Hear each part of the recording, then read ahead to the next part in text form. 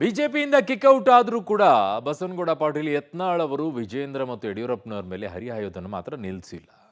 ಜೊತೆಗೆ ರಮೇಶ್ ಜಾರಕಿಹೊಳಿ ಅವರ ಸಿಡಿ ಪ್ರಕರಣ ಏನಿತ್ತಲ್ಲ, ಆ ಪ್ರಕರಣದ ಬಗ್ಗೆಯೂ ಕೂಡ ಹೊಸ ಬಾಂಬ್ ಅನ್ನ ಸಿಡಿಸಿದ್ದಾರೆ. ಇನ್ನೊಂದು ಕಡೆಗೆ ಹನಿ ಟ್ರ್ಯಾಪ್ ಪ್ರಕರಣದ ಬಗ್ಗೆಯೂ ಕೂಡ ಸ್ಫೋಟಕವಾಗಿರುವಂತಹ ಆರೋಪವನ್ನ ಮಾಡಿದ್ದಾರೆ. ಏನದು ರಿಪೋರ್ಟ್ ಇಲ್ಲಿದೆ ನೋಡಿ. ಬಿಜೆಪಿಯಿಂದ ಶಾಸಕ ಯತ್ನಾಳ್ ಕಿಕ್ಔಟ್, ವಿಜೇಂದ್ರ ವಿರುದ್ಧ ಗುಡುಗಿದ ಯತ್ನಾಳ್.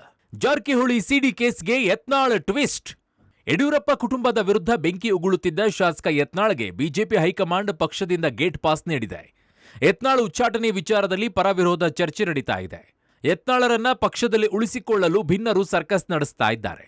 ಈ ಮಧ್ಯೆ ಉಚ್ಚಾಟನೆ ಬಳಿಕ ಯತ್ನಾಳ್ ವಿಜಯೇಂದ್ರ ವಿರುದ್ಧ ಗುಡುಗಿದ್ದಾರೆ. ಪಬ್ಲಿಕ್ ಟಿವಿ ಜೊತೆಗೆ ಎಕ್ಸ್ಕ್ಲೂಸಿವ್ ಆಗಿ ಮಾತನಾಡಿದ ಯತ್ನಾಳ್, ಎಂದಿನಂತೆ ಯಡಿಯೂರಪ್ಪ ವಿಜಯೇಂದ್ರ ವಿರುದ್ಧ ಬೆಂಕಿ ಉಗುಳಿದ್ದಾರೆ. ನನ್ನ ಉಚ್ಚಾಟನೆಗೆ ಅವರಿಬ್ಬರೇ ಕಾರಣ. ಹೈಕಮಾಂಡ್ ಮೇಲೆ ಒತ್ತಡ ಹಾಕಿಸಿ ಉಚ್ಚಾಟನೆ ಮಾಡಿಸಿದ್ದಾರೆ ಅಂತ ಆಪಾದಿಸಿದ್ದಾರೆ. ವಿಜೇಂದ್ರ ಜೊತೆಗೆ ವೀರಶೈವ ಲಿಂಗಾಯತರಿಲ್ಲ. ಉಚ್ಚಾಟನೆಯಿಂದ ಮುಜುಗರ ಆಗಿಲ್ಲ, ಹಿನ್ನಡೆ ಆಗಿಲ್ಲ. ಮನೆಯಲ್ಲಿ ಸುಮ್ಮನೆ ಕೂರಲ್ಲ, ರಾಜ್ಯ ಪ್ರವಾಸವನ್ನ ಮಾಡ್ತೀನಿ. ಅಪ್ಪ ಮಗನಿಂದ ಈ ಪಕ್ಷಕ್ಕೆ ಬಿಡುಗಡೆಗೊಳಿಸುವವರೆಗೂ ಹೋರಾಟ ಮಾಡ್ತೀನಿ ಅಂತ ಶಪಥಗೈದಿದ್ದಾರೆ. ಯಾವ ವೀರಶೈವ ಲಿಂಗಾಯತರು ಯಡಿಯೂರಪ್ಪ ಕುಟುಂಬ ಜೊತೆಗೆ ಇಲ್ಲ. ಇಂಥವೆಲ್ಲ ನಡೀದೆ. ಅಪಮಾನ ಇದು ರಾಮಾಯಣ ಮಹಾಭಾರತದಿಂದ ನಡೆದದ. ಅದು ಅಷ್ಟಕ್ಕೇ ಬಿಡುವುದಿಲ್ಲ. ಈ ಕುಟುಂಬವನ್ನು ಬಿ ಜೆ ಪಿಯಿಂದ ಮುಕ್ತ ಮಾಡುವವರೆಗೆ ಬಿಡುವುದಿಲ್ಲ. ನಾವು ನನ್ನ ತುಳಿಲಿಕ್ಕೆ ಕಾರಣಕರ್ತರು ನಾಶ ಆಗ್ತಾರೆ. ಅದು 3ನೇ ಬಾರಿ.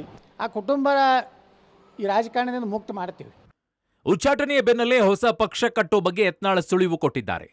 ತಮ್ಮ ಉಚ್ಚಾಟನೆಯಿಂದ ಕಾರ್ಯಕರ್ತರು, ಹಿಂದೂ ಅಭಿಮಾನಿಗಳು ಬೇಸರಗೊಂಡಿದ್ದಾರೆ. ಜನರೇ ಹೊಸ ಪಕ್ಷ ಕಟ್ಟಿ ಅಂತಿದ್ದಾರೆ.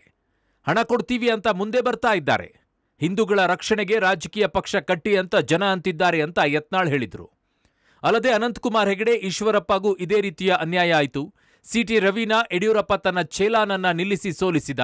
ಬಿಜೆಪಿಯಲ್ಲಿ ಹಿಂದೂ ನಾಯಕರನ್ನ ತುಳಿಯುವ ಕೆಲಸ ಆಗ್ತಿದೆ ಅಂತ ಯತ್ನಾಳ್ ಗುಡುಗಿದ್ರು. ಚಾಮರಾಜನಗರವರೆಗೆ, ಕೋಲಾರನಿಂದ ಕೊಡಗುವವರೆಗೆ ಎಲ್ಲ ಕಡೆನೂ ಇವತ್ತು ಅಭಿಮಾನಿಗಳು ಫೋನ್ ಮಾಡ್ತಾ ಇದ್ದಾರೆ, ಮೆಸೇಜ್ ಮಾಡ್ತಾ ಇದ್ದಾರೆ. ನೀವೇ ಒಂದು ರಾಜಕೀಯ ಪಕ್ಷ ಕಟ್ಟಿದ್ರು ನಾವು ತಯಾರಿದ್ದೀವಿ, ಆರ್ಥಿಕವಾಗಿ ಸಹಾಯ ಮಾಡಿದ್ವಿ. ಇವತ್ತು ಶನಿದೇವರ ಗುಡಿಯಲ್ಲಿ ಒಬ್ಬರು ಹೇಳಿದ್ರು, ಒಬ್ಬ ಅಭಿಮಾನಿ, ಸರ್ ನಾನು 10 ಲಕ್ಷ ರೂಪಾಯಿ ಕೊಡ್ತೀನಿ ಹೊಸ ಪಾರ್ಟಿ ಕಟ್ಟಿರುತ್ತೆ. ಒಬ್ಬ ಹಿಂದೂ ನಾಯಕನನ್ನ ಇವತ್ತು ಬಿ ಜೆ ಪಿ ನಡೆಸೊಂಡ ರೀತಿ, ಹಿಂದೆ ಅನಂತಕುಮಾರ್ ಹೆಗಡೆ ಇರ್ಬೋದು, ಈಶ್ವರಪ್ಪ ಇರ್ಬೋದು, ಸಿಟಿ ರವಿಯನ್ನ ಇದೇ ಯಡಿಯೂರಪ್ಪ ತನ್ನ ಚೇಲಾನೊಬ್ಬ ನಿಲ್ಲಿಸಿ ಸೋಲಿಸಿದ. ಹೀಗಾಗಿ ಹಿಂದೂ ನಾಯಕರನ್ನ ಮುಗಿಸ್ಬೇಕು ಅನ್ನೋಂಥ ಕಾರ್ಯತಂತ್ರ ಏನಿದೆ, ಆ ಕಾರ್ಯತಂತ್ರದ ಹಿನ್ನೆಲೆಯಲ್ಲಿ ಅವ್ರಿಗೆ ಯಶಸ್ವಿ ಆಗಿರ್ಬೋದು. ರಮೇಶ್ ಜಾರಕಿಹೊಳಿ ಸಿಡಿ ಮಾಡಿದ್ದೇ ವಿಜಯೇಂದ್ರ, ಡಿಕೆಶಿ. ಹನಿ ಟ್ರ್ಯಾಪ್ ಹಗರಣದಲ್ಲೂ ಇದೇ ಟೀಮ್ ಕೆಲಸ, ಯತ್ನಾಳ್ ಬಾಂಬ್. ಇನ್ನು ರಮೇಶ್ ಜಾರಕಿಹೊಳಿ ಸಿಡಿ ಹಗರಣ ಮಾಡಿದ್ದೇ ವಿಜಯೇಂದ್ರ ಮತ್ತು ಡಿಕೆ ಶಿವಕುಮಾರ್ ಅಂತ ಉಚ್ಚಾಟಿತ ಶಾಸಕ ಯತ್ನಾಳ್ ಬಾಂಬ್ ಹಾಕಿದ್ದಾರೆ. ಡಿಕೆ ಶಿವಕುಮಾರ್ ಜೊತೆಗೆ ಸೇರಿ ವಿಜಯೇಂದ್ರ, ರಮೇಶ್ ಜಾರಕಿಹೊಳಿ ಸಿಡಿ ಮಾಡಿಸಿದ್ರು. ಈಗ ಎದ್ದಿರುವ ಹನಿ ಟ್ರ್ಯಾಪ್ ಹಗರಣದಲ್ಲೂ ಇದೇ ಟೀಮ್ ಇದೆ ಅಂತ ಗಂಭೀರ ಆರೋಪ ಮಾಡಿದ್ರು. ಮಹಾನಾಯಕರಿಬ್ಬರು ಸಿಡಿ ಹಗರಣದ ಹಿಂದೆ ಇದ್ದಾರೆ ಅಂತ ರಮೇಶ್ ಜಾರಕಿಹೊಳಿ ಅವರೇ ಆರೋಪ ಮಾಡಿದ್ದಾರೆ. ಆ ಮಹಾನಾಯಕರು ಯಾರು ಅಂತ ಇಡೀ ರಾಜ್ಯಕ್ಕೆ ಗೊತ್ತಿದೆ ಅಂತ ಯತ್ನಾಳ್ ಆರೋಪಿಸಿದ್ರು. ಇನ್ನು ಯತ್ನಾಳ್ ಉಚ್ಚಾಟನೆಯನ್ನ ನಾನು ಸಂಭ್ರಮಿಸಲ್ಲ, ಒಂದು ವೇಳೆ ನಾನು ಸಂಭ್ರಮಿಸಿದ್ರೆ ನಾನು ರಾಜ್ಯಾಧ್ಯಕ್ಷನಾಗಲು ನಾಲಾಯಕ್ ಅಂತ ವಿಜಯೇಂದ್ರ ಹೇಳಿದರು. ಇವತ್ತು ರಮೇಶ್ ಜಾರಕಿಹೊಳಿ ಕೂಡ ಇದೇನು ಸಿಡಿ ಹಗರಣ ಮಾಡಿಸಿದವನೇ ವಿಜಯೇಂದ್ರ, ಡಿ ಕೆ ಶಿವಕುಮಾರ್ ಇಬ್ಬರು ಕೂಡ ಮಾಡಿದ್ದು. ಈಗೇನು ಮೊನ್ನೆ ನಡೆದಂಥದ್ದು ಏನು ರಾಜಣ್ಣಂದು ಅದೇ, ಮತ್ತೆ ಇದೇ ಟೀಮೇ ಮಹಾನಾಯಕ ಅನ್ನೋದು ಇಡೀ ಕರ್ನಾಟಕ ಗುರ್ತಾಗೈತೆ ರೀ.